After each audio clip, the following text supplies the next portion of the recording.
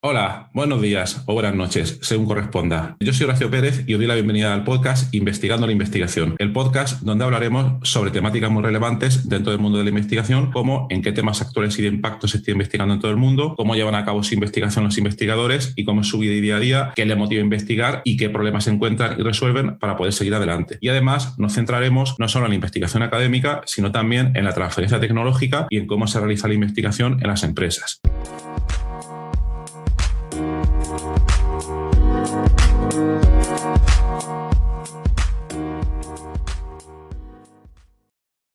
Hola, muy buenos días. Hoy es viernes 18 de marzo de 2022. Hoy, que hacía tiempo que no lo hacía, va a ser un episodio relacionado con nuestro campo de investigación, con la bioinformática estructural. Y voy a tratar de, para aquellos que seguís este área, de dedicar un episodio a la semana a este tema, tanto a artículos relevantes que surgen en este área, como a desarrollos que nosotros hacemos, trabajos nuestros, etcétera, etcétera. ¿Vale? Entonces, ya os he dicho otras veces que este podcast, la idea es que se dedique a todas las áreas de investigación, pero también os he comentado que de vez en cuando, pues, vamos a tratar este área que es la que trabajamos nosotros. Bioinformática estructural, descubrimiento de fármacos computacional, química computacional, etcétera. Entonces, vamos a por ello. En el episodio de hoy os voy a comentar sobre la herramienta que hemos desarrollado para realizar cálculos de virtual screening en, digamos, supercomputadores. Ya dediqué un episodio anterior a este tema. La herramienta se llama Metascreener y el capítulo creo que fue a finales de diciembre. Entonces, buscadlo por ahí con ese título si queréis ver un poco más en detalle las características generales de este software. Entonces, hoy me voy a centrar en un aspecto específico de este software que hemos desarrollado. Bien, para recordaros en qué consiste, otra vez, descubrimiento de fármacos computacional, y para hacer eso hay muchísimas técnicas y una de ellas es la del cribado virtual. ¿En qué consiste esta técnica? Pues consiste en nos interesa encontrar un compuesto bioactivo un compuesto bioactivo en un contexto farmacológico o nutracéutico o agrícola o en muchos otros contextos, como veremos en próximos episodios. Queremos encontrar en ese contexto un compuesto bioactivo con determinadas propiedades.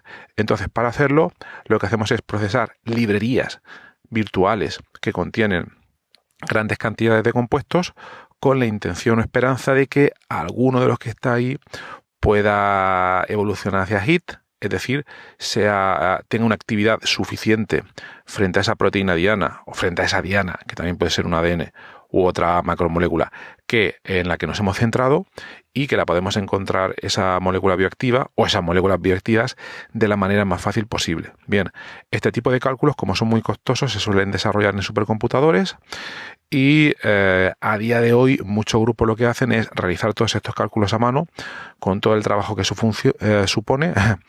Ya he explicado en la serie de computación científica, Linux y línea de comandos, ya he explicado un poco por encima, obviamente, no me puedo meter en detalles en cómo se realizan los cálculos en supercomputadores, pero nosotros, mediante la herramienta Metascreener, te facilitamos que te puedas abstraer en gran parte de todo ese proceso, porque lo único que tienes que hacer es instalar la herramienta en un supercomputador, no muy complicado, os lo puedo asegurar, tener ahí tanto vuestra proteína diana como vuestra librería de moléculas, y luego en una sola línea de comandos puedes enviar ese cálculo en el supercomputador para que se despliegue en los diferentes nodos y que con un rendimiento bastante aceptable ese cálculo pueda terminar pues lo antes posible. Hay otras herramientas que permiten realizar características similares, pero dentro de poco sacaremos un artículo explicando por qué nuestro software, digamos, vence a todos esos otros software en una comparativa que hemos hecho. ¿Vale? Ese artículo esperamos enviarlo lo antes posible y que esté aceptado muy pronto para que lo podáis ver. De todas maneras, antes de enviarlo, va a ser probablemente el próximo mes, depositaremos un preprint para que podáis ver todas esas características, ¿de acuerdo? De todos modos, ya sabéis que en GitHub está depositado el software como comentamos en ese episodio de diciembre, y ahí podéis acceder, utilizarlo, open source, licencia Apache 2.0, etcétera. Así que a ver qué estáis esperando, ¿eh? Podéis utilizarlo, pero que ya, ¿eh? Y luego hablar con nosotros, esto me gusta del software, esto no me gusta, ¿por qué no añadís esto? Etcétera, etcétera. Podemos hablarlo, ¿vale? Bueno, una característica común que tienen todos los software de cribado virtual es que, y que pensamos que es un error, es que se dedican a utilizar un único software para realizar el cribado. En temas de virtual screening hay muchísimas técnicas, algunas de ellas son basadas en la estructura, otras son basadas en los ligandos, ya las hemos comentado en algunos capítulos previos, pero básicamente en las técnicas basadas en la estructura, para descubrir esos compuestos bioactivos, lo que hacemos es tratar de explotar la información concerniente a la estructura de la proteína o diana participante, y entonces en esos casos las técnicas que se suelen aplicar son docking molecular, en algunos casos dinámica molecular y también cribado farmacofórico basado en la estructura. Mientras que hay otro tipo de situaciones donde únicamente disponemos de información sobre compuestos bioactivos y donde, por ejemplo, no tenemos la información sobre la estructura cristalográfica de esa proteína, y entonces aquí diremos que estamos en casos de cribado virtual basados en ligandos. Y entonces técnicas que podemos utilizar aquí son virtual screening basado en forma, y esa forma puede ser o global o parcial o utilizando otras métricas, como puede ser también el cribado farmacofórico, cribado basado en campos electrostáticos, etcétera. Y luego más tarde podemos utilizar otra que también estamos implementando, que está basada en machine learning, donde se procesan además otros tipos de información para incrementar la eficacia de este cribado. Donde, por cierto, os adelantaré dentro de poco, hemos liberado también en GitHub una herramienta muy prometedora en el campo del Machine Learning que se llama Sibila. Y podéis acceder muy fácilmente.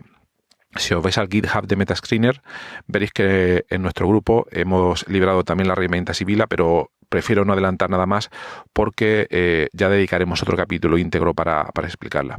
Pues bien, como comentaba, en las técnicas de cribado virtual, ya sean basadas en la estructura o basadas en ligandos, uno de los problemas típicos es centrarse en utilizar una sola técnica, ya sea por ejemplo, docking molecular, y ahí incluso centrarse en utilizar solo un motor de docking, un solo software de docking. Entonces, nosotros para circunventar o para solucionar ese problema, lo que hacemos, y hemos demostrado que incrementa considerablemente las posibilidades de éxito en el cribado virtual, es utilizar una técnica que se llama consenso. ¿Qué es el consenso? Os lo podéis imaginar, consiste en utilizar diversos software de la técnica que está desarrollando. Por ejemplo, si estamos en docking, podemos utilizar herramientas tales como Autodoc Vina y LeadFinder al mismo tiempo, y entonces lo que hacemos después de haber terminado los cribados frente a la misma librería y Diana, obviamente, con los dos programas y la misma librería, lo que hacemos es priorizar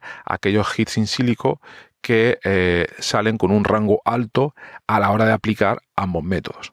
Entonces, eso es un poco por la idea.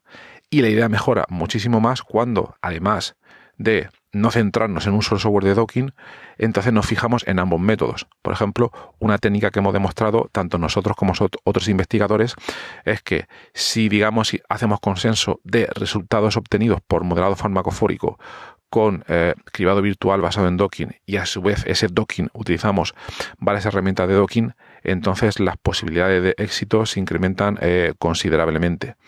De hecho, hace poco hemos obtenido algunos resultados interesantes en algunas dianas que no se han explorado ostensiblemente, y dentro de poco os comentaremos pues, los resultados. Entonces, la conclusión del episodio de hoy es que, primero, el virtual screening no se está haciendo de la mejor manera posible por gran cantidad de grupos de investigación al aplicar o una sola técnica o dentro de esa sola técnica un solo software, y que el consenso permite considerablemente mejorar las posibilidades de éxito.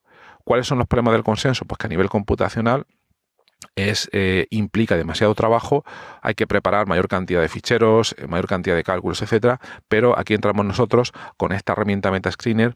Te va a resultar bastante fácil porque cada cálculo se traduce de cribado virtual con una herramienta, se traduce en una sola línea de comandos. Entonces, si quieres realizar varios, lo único que tienes que hacer son varias líneas de comandos y luego hacer el consenso, que también se hace con una línea de comandos. Pues nada, termino aquí. Solo quiero dejarte con la idea, con la importancia de este método, y te invito a que vayas a nuestros repositorios y pruebes nuestras herramientas, ¿eh? Bueno, pues gracias por escuchar, por estar ahí, y que tengas un excelente viernes y fin de semana. Hasta luego.